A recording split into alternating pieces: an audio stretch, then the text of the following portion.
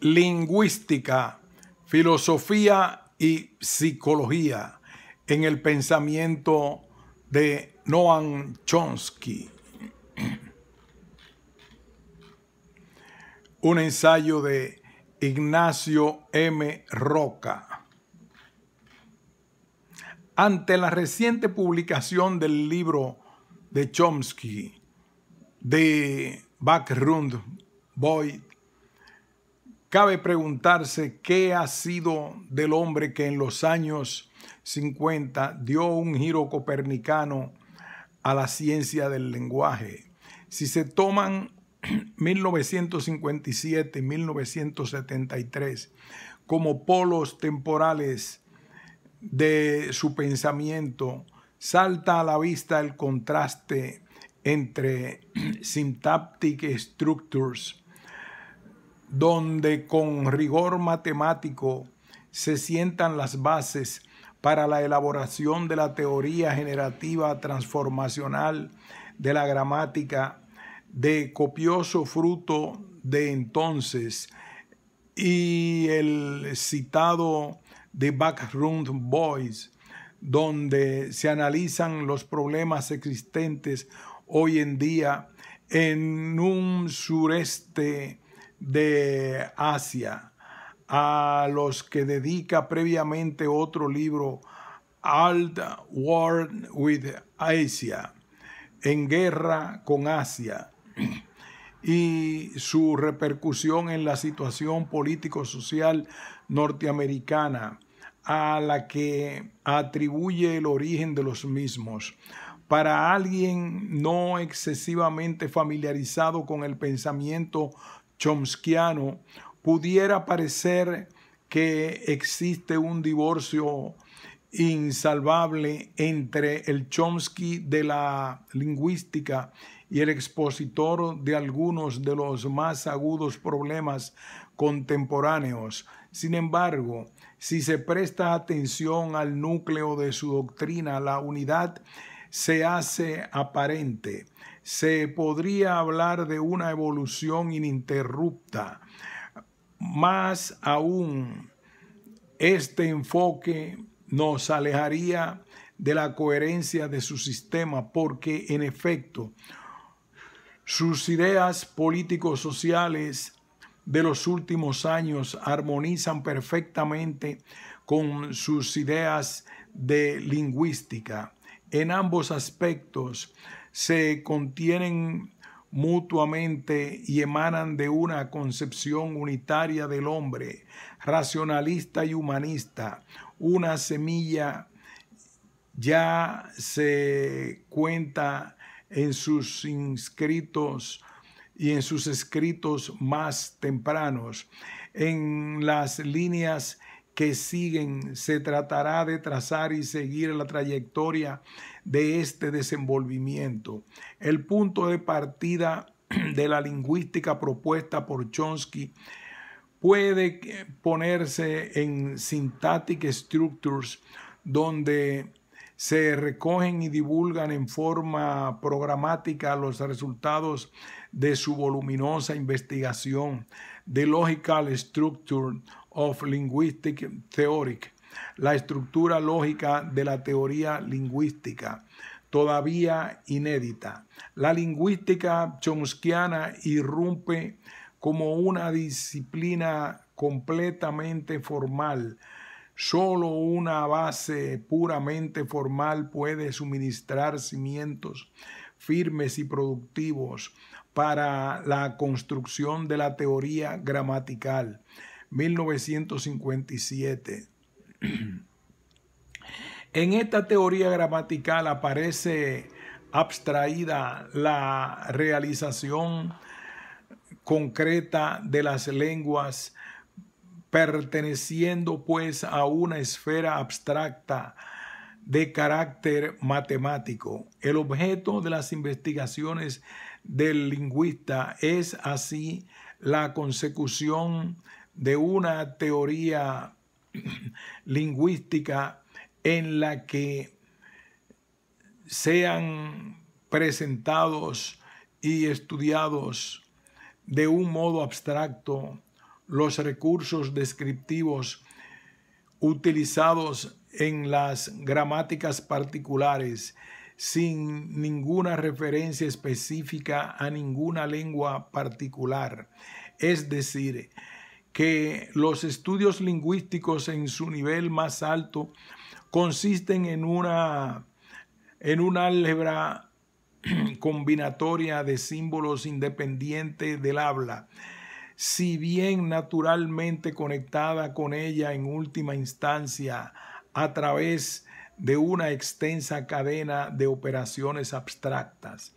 Los instrumentos formales que nos facilita la teoría lingüística permite la delimitación de dos conjuntos mutuamente exclusivos en relación con una lengua cualquiera: el conjunto de las oraciones que pertenecen a esa lengua, o sea, las oraciones que dentro del universo de esa lengua son gramaticales, y el conjunto de las oraciones que no pertenecen a ella y son por consiguiente agramaticales. Estos conjuntos son definidos por la gramática de la lengua en cuestión. La gramática de una lengua L es un ingenio o mecanismo, device, que genera la totalidad de las secuencias gramaticales de L y no genera ninguna de las agramaticales. Este ingenio reúne todas las características propias de las teorías científicas, partiendo de un número finito de observaciones. Se establecen unas leyes con las que se trata de predecir nuevos fenómenos del tipo de los observados, pero de mayor alcance que ellos, ilimitados en número en el caso de la lengua, como se verá más adelante. El conjunto de las oraciones agramaticales puede definirse como resulta obvio por exclusión.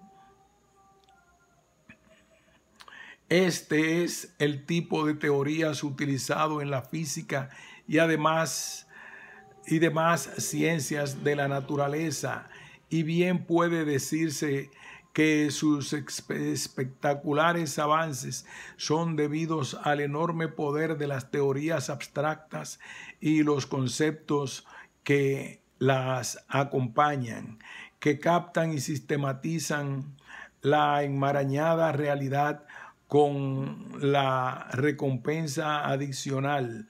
Captan y sistematizan la enmarañada realidad con la recompensa adicional de que ciertos conceptos hipotéticos encuentran más tarde confirmación empírica. El modelo teórico que acaba de describir sumariamente aparece organizado en niveles: 3 en el modelo inicial recogido en estructuras sintácticas, el nivel de armazón estructural, el nivel transformacional y el nivel morfonémico. Un nivel lingüístico es esencialmente un conjunto de recursos descriptivos de que se dispone para la construcción de gramáticas. La importancia del concepto del nivel la ilustra el hecho de que permite resolver el problema de la ambigüedad. Así, la oración: la clase fue aburrida por los bostezos del profesor, puede tener una de las dos interpretaciones siguientes. 2. Los bostezos del profesor aburrieron a la clase. 3. A causa de los bostezos del profesor, la clase estuvo aburrida. La existencia de un nivel transformacional permite la derivación de la oración: 1. A partir de las estructuras latentes, y 4 y 5. Lingüística, filosofía y psicología, en Chomsky. Quinto, corresponde a 3 y 4. Corresponde a 2. La transformación pasiva convierte 4 en 6. Es la estructura patente de una de las dos interpretaciones. La delimitación de la relación existente entre una teoría lingüística abstracta del tipo que se está considerando y las gramáticas de las lenguas particulares es problema de primera magnitud. En la actualidad, prevalente en el mecanismo productor de gramáticas a partir del cuerpo de datos de la lengua. Chomsky juzga completamente utópico este objetivo y reduce la relación a nivel más modesto de procedimiento de evaluación, por el que, dadas dos gramáticas de un cuerpo de datos, la teoría lingüística es capaz de decidir cuál de ellas lo describe de modo más efectivo y más simple. Esta tarea aparece representada en el diagrama TL, cuerpo de datos. La gramática de una lengua es, por consiguiente, un ingenio o mecanismo que proyectará el cuerpo finito y un tanto accidental de locuciones observadas en un conjunto que es de suponer infinito de locuciones gramaticales. El formalismo de la teoría chomskiana, sin embargo, no flota en el vacío cual ejercicio preciosista de un arte que se justifique a sí mismo, sino que encuentra eco inmediato en la actividad de los hablantes de la lengua, quienes a partir de una experiencia de la lengua, oraciones nuevas, así en estructuras sintácticas se apunta ya la ambigüedad sistemática de Chomsky entre la teoría gramatical y la actividad de la lengua por el niño. El estricto formalismo inicial empieza a disiparse hacia otros campos de la actividad del hombre. El carácter psicológico, en la última instancia si la lingüística chomskiana se hace cada vez más evidente. Si la estructura sintáctica puede calificarse de manual matemático de la nueva lingüística, la corriente lingüística teórica es la señal de batalla contra las corrientes taxonómico-estructurales de la época. El hecho central que debe afrontar toda teoría lingüística que sea consecuencia es el siguiente: un hablante maduro puede producir una oración nueva de su lengua en la ocasión adecuada y otros hablantes la pueden comprender inmediatamente a pesar de que también es nueva para ellos. A partir de ahora va a poderse ver la tremenda injusticia que cometen quienes acusan a Chomsky de querer convertir a la lingüística en fría ingeniería matemática, desprovista de su conexión humana. La realidad es precisamente lo contrario. Chomsky no muestra interés alguno en la cibernética ni en la construcción de computadoras.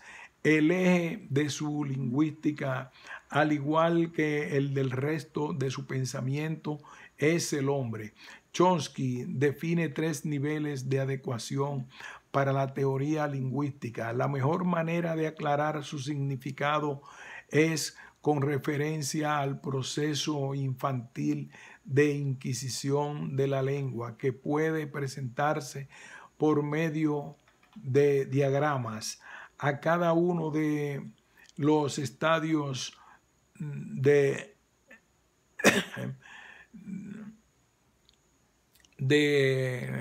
8 corresponde un nivel de adecuación lingüística. Así, una teoría lingüística poseerá adecuación observativa si se refleja correctamente los datos lingüísticos primarios. Adecuación descriptiva si contiene una gramática generativa con las propiedades descritas de la sección anterior.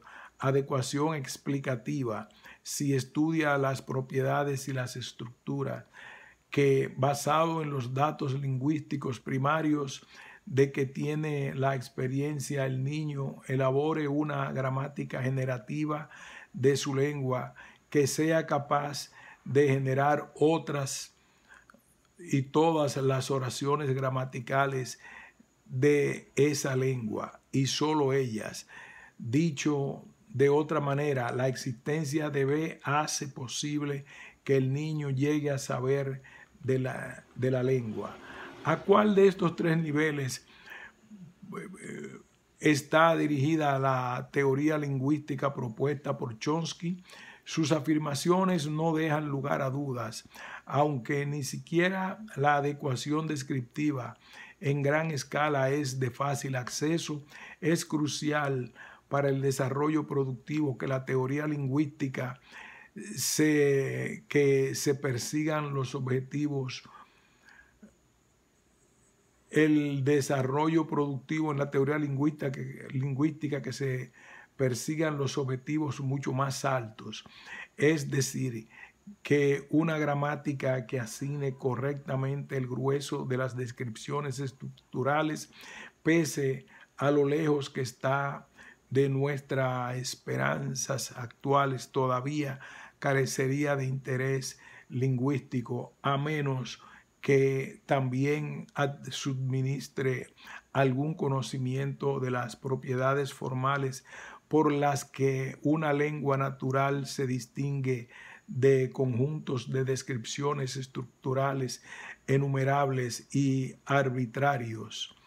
Esta preferencia absoluta de teorías que posean adecuación explicativa está lejos de ser caprichosa, pues se justificaba plenamente dentro de la nueva lingüística al resultar con frecuencia la apelación a niveles de adecuación explicativa el único medio de poder llevar a cabo una selección entre teorías en conflicto, perfectamente adecuadas por demás para describir los datos de la lengua.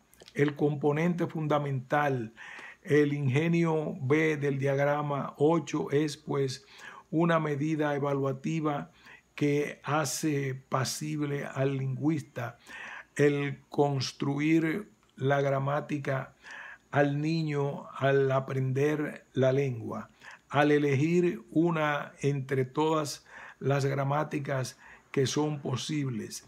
Entre los varios componentes del modelo de la adquisición del lenguaje, Chomsky señala los siguientes. 1.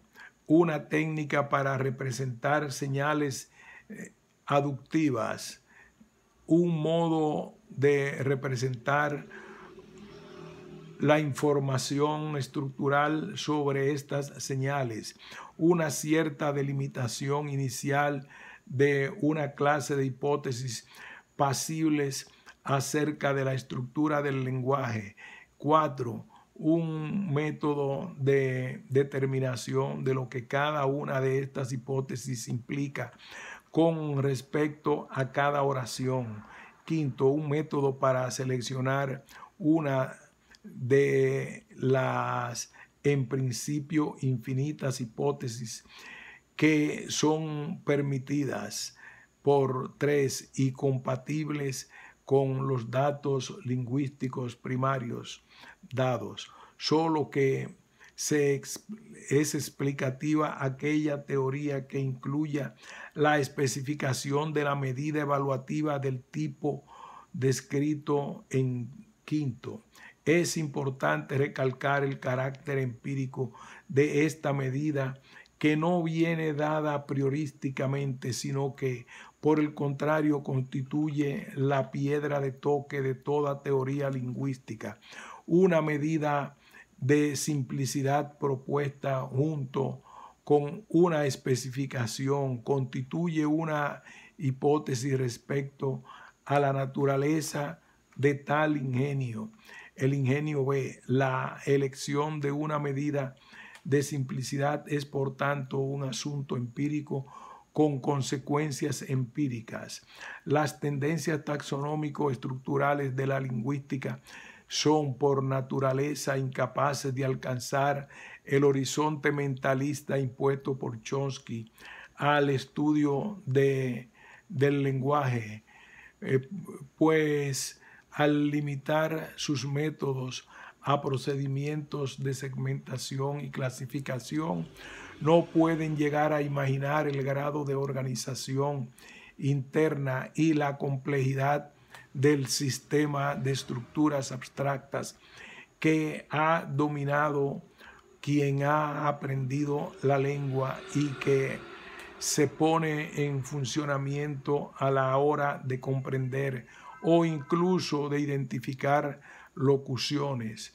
Muchas de las limitaciones de este enfoque se deben en su concepción de los procesos cognitivos humanos, heredada de las premisas operativas de la psicología cognitiva de raíz empirista. En efecto, la lingüística estructural moderna ha intentado la elaboración de procedimientos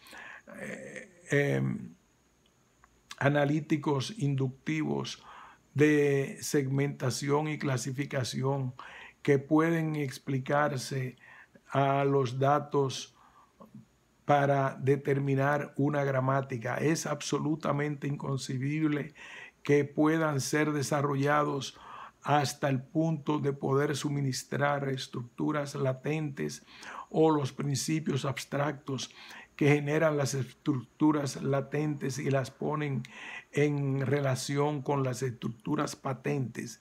Aquí no se trata de una cuestión de mayor o menor refinamiento, sino de un enfoque completamente distinto.